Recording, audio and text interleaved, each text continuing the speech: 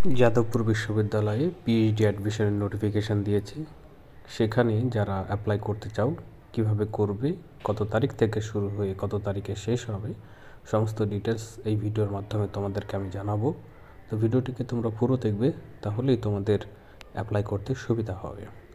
তো ফ্রেন্ডস, ভিডিওটি শুরু করার আগে অবশ্যই তোমরা আমার চ্যানেলটিকে সাবস্ক্রাইব করবে, বেল আইকন যেটা আসবে সেটাকেও ক্লিক করবে, তবেই পরবর্তীতে এরকম ভিডিওর নোটিফিকেশান তোমরা সহজে পেয়ে যাবে।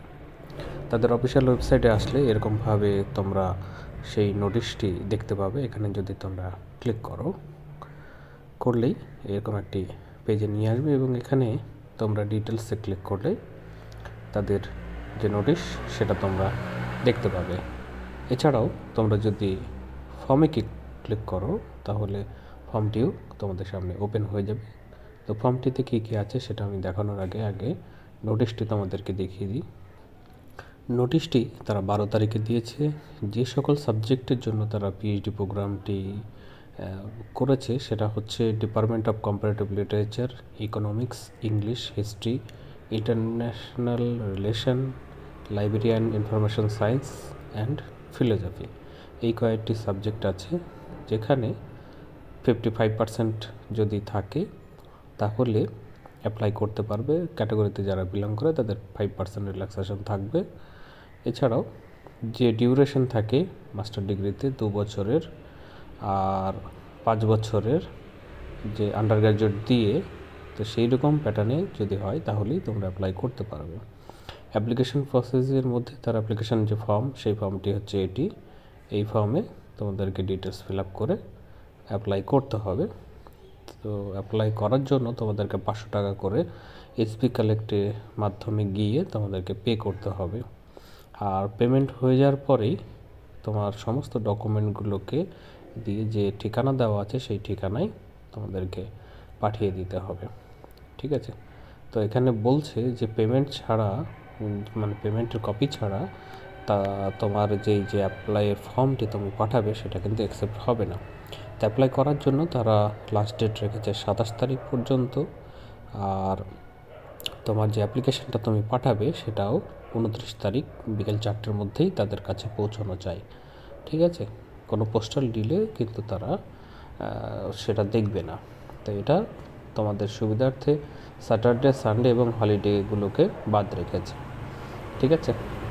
এছাড়াও বাকি কিছু ডিটেলস আছে, যে ডিটেলসের মধ্যে অ্যাপ্লাই করার জন্য তোমাদেরকে 1 copy recent passport size photograph দিতে হবে, অ্যাটাস্টেড কপি দিতে হবে, মাধ্যমিকের বা অন্যান্য যে সকল যারা ক্যান্ডিডেট আছো, যারা ক্যাটাগরিতে বিলং করো তাদের নেট সেট গেট যারা কোয়ালিফাই করা আছে তার সার্টিফিকেট, এইগুলোকে অ্যাটাস্টেড করে দিতে হবে।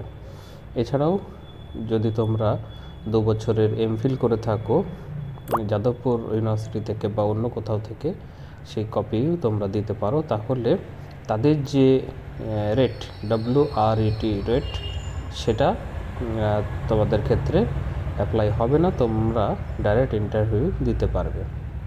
ঠিক আছে?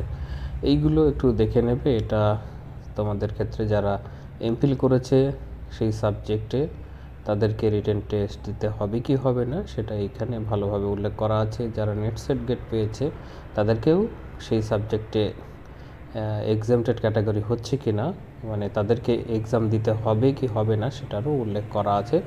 এইটা দেখলেও তোমরা কিন্তু বুঝতে পারবে। ঠিক আছে? আর যদি বুঝতে না পারো তাহলে অবশ্যই কমেন্ট বক্সে কমেন্ট করো, আমি এই বিষয়ে তোমাদেরকে ডিটেলসে জানিয়ে দেবো। ভ্যাকান্সির মধ্যে যেগুলো আছে সেই ভ্যাকান্সিটাও এখানে বলা আছে, কটি আছে, কোন ক্যাটাগরিতে আছে। ঠিক আছে? এটাও দেখে নেবে তোমাদের সুবিধার্থে। ভিডিও ডেসক্রিপশন বক্সে লিঙ্ক আছে, অবশ্যই সেটাকে তোমরা দেখবে। এবার আসি, যে ফর্মটি তোমাদেরকে দিয়েছে সেই ফর্মটি হচ্ছে এরকম। সেই ফর্ম তোমরা ভালো করে দেখে নেবে, এমন বিশেষ কিছুই তোমাদের অসুবিধা হওয়ার কথা নয় সেইগুলোকে ফিল আপ করার জন্য। তো এটা দেখবে, সুবিধা হবে তাহলে। আর যদিও তোমাদের অসুবিধা হয় তাহলে অবশ্যই তোমরা ভিডিওর কমেন্ট বক্সে কমেন্ট করে আমাকে জানাবে, আমি তোমাদেরকে সেখানে এই বিষয়ে জানিয়ে দেব। তো ফ্রেন্ডস, এই ভিডিওতে তাহলে এটুকুই। তোমাদের সঙ্গে দেখা হচ্ছে পরের ভিডিওতে। ধন্যবাদ।